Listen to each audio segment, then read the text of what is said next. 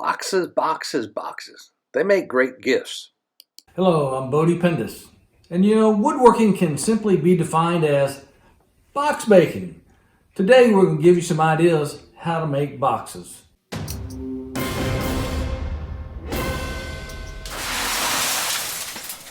So the key to making a box is attaching 4 sides and a bottom and a top. But to make something unique and different, you need to choose something that has a little bit different look than the ordinary box. Contrasting woods is another feature. Makes it nice to have some solid pieces and some contrasting wood, in this case, spalted pecan.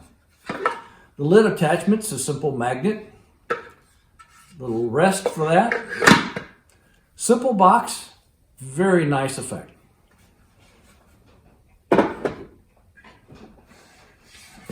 Here's a box just made out of walnut plywood bottom. It has a simple sliding lid out of pecan. And the sides are just stained with a basswood finish, but it has box joint sides. Be sure to check out my box joint jig in another video I have. I'll put a link for it down below.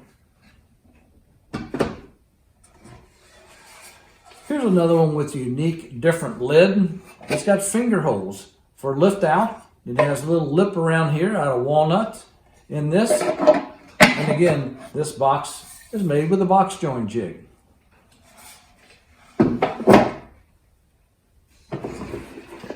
This one's a little bit different. This top is cut out of one solid piece of walnut on a bandsaw and then sanded to keep the bevel on here. So that's the lid, and it has a few little internal compartments. It also has some splines on the end cut at a 45-degree angle to make a nice little feature on the box. So that's what makes a box special, is the details. So be sure to consider some detail on the box to make it different from an ordinary box. Now this next one is more than just special. It has this front that's made out of a series of other species of wood all glued up together to make a panel there for the front and the back, and as well as the handle. So this has mitered corners on the top as well as on the bottom. I just released a video on this piece on building this Beads of Courage box, so go check that out. Now, this box is simple, but it's dynamic in the color that the box maker chose for this. My buddy Dan DiBiaso made this box for Beads of Courage, and while it's simple, it's just plywood. It has a wonderful feature, little soccer ball top, little brass hinges on it.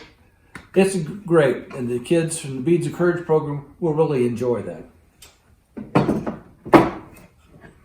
This next one features the wood of Bradford pear. Just wonderful color and texture, and you can see the curl on there, as well as has a sliding top with a walnut pull for the lid. This is another Beads of Courage box. Very simple.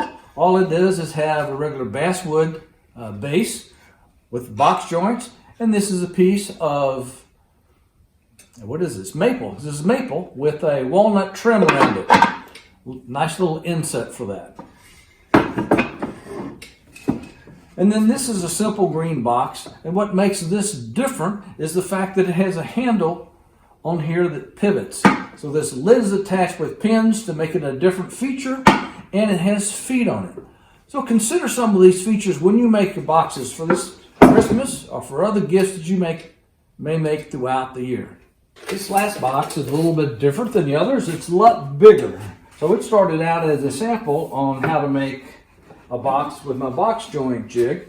So this has hickory sides and mahogany end, and it has a simple plywood on the bottom. And so this has handles on it because it's big enough to need handles.